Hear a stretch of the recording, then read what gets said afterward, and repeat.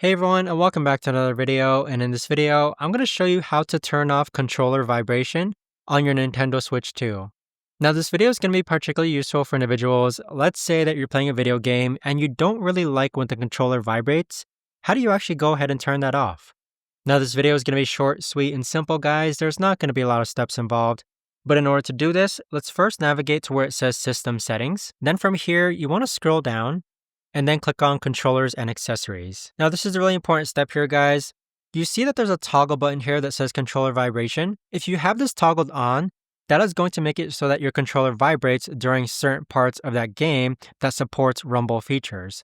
But if you want to go ahead and turn it off, that's simply how you turn it off. So games in which it supports vibration features will no longer vibrate when it comes to playing the game. But there you have it, guys. That right there is the best and easiest way that I know of to actually go ahead and turn off vibration on your controllers on the Nintendo Switch 2. If you guys know of a better, easier way to actually do this, let me know in the comments down below. I would love to know. Thanks so much for watching, and I'll see you guys all in the next video.